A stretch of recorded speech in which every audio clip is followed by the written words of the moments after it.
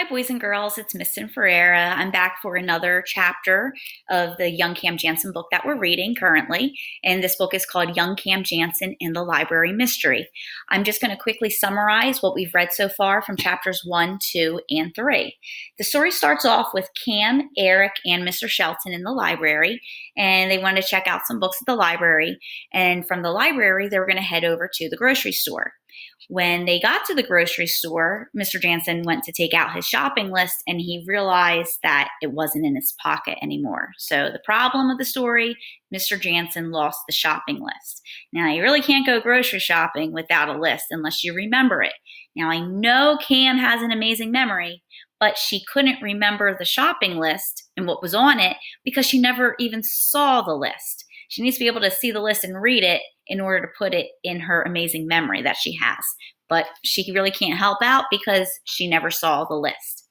So they saw somebody sweeping the floor in the same area that Mr. Jansen was about to take out his shopping list from his pocket. So he thought, oh, maybe the list fell out of my pocket over there and that man is sweeping it up. So some of you are making predictions saying, yes, they're going to find the list in the pile that the man swept up. Others are thinking, no, I don't think they're going to find the list in that pile. So we're going to read chapter 4 to see what happens if they find the list. I really hope they find that list. All right, chapter 4 is called Cam Said Click. Do you notice anything in this picture? Oh boy, can't wait to read it.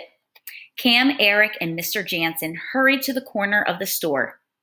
Here's a shopping list, Eric said. He took the piece of paper off the floor. Eggs, corn oil, sardines, Eric read from the list. That's not ours, Mr. Jansen said. We don't eat sardines.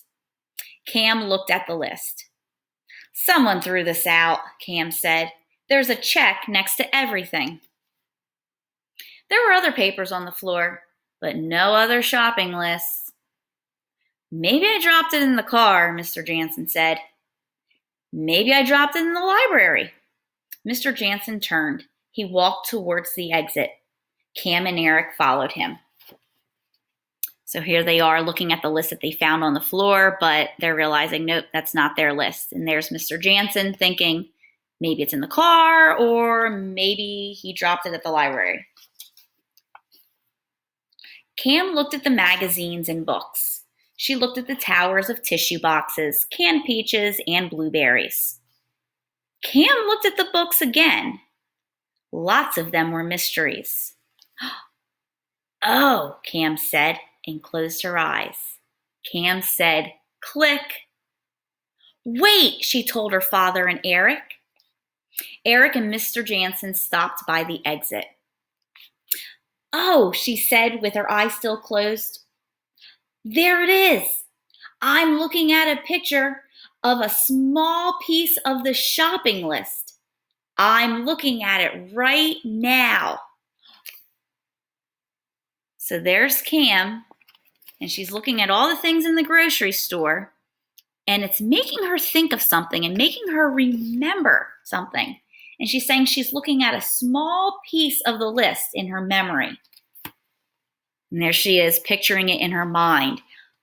Do you think you can get inside of Cam's head and predict where she's seeing the list right now? That's one of the things I want you to do today with your book discussion with your parents. I want you to think where she's picturing that list. Where does she remember seeing it? And you can let me know in our discussion on blooms. You can just comment on the post. But there's one other thing I want you to discuss with your parents today. And this goes along with our lesson today for reading. Good readers always compare and contrast books that they read. You don't just read a book and put it away and be done with it. After you read a book, you can think, oh, this book reminds me of this other book that I read. And you can think of some of the things that they have in common, some of the similarities. But you can also talk about what books have that are completely opposite, things they don't have in common. Like this book, maybe you can compare this to a nonfiction book that we've read before, like our elephant book. That was a teaching book, and it taught about elephants. This one has no elephants in it, and it's not teaching us any facts about any animals. So that's something that's completely different from one another. So you can compare this Cam Jansen book or other Cam Jansen books that we've read to some of the books that you read at home, or just compare some of the books that you have in your book baggie at home or your collection of books that you have in your house and think, what do these books have in common? Or what are totally opposite in these books? Like maybe with a Cam Jansen book, this one, Jason was in this book, but he didn't appear in all of the other Cam Jansen books that we've read, just a couple of them. So I'd love to read all of your comments, comparing and contrasting the books that you have. And also I would love to hear your predictions because I can't wait to see how this story ends. I really hope they find that shopping list. That way they can get their groceries and just get home. That way they can enjoy the books that they got from the library. All right, boys and girls, I hope you have an awesome day and keep on reading. You're doing such a wonderful job with our virtual learning. I'm so proud of all of you. Tune in tomorrow for our last chapter of Young Cam Jansen and the Library Mystery.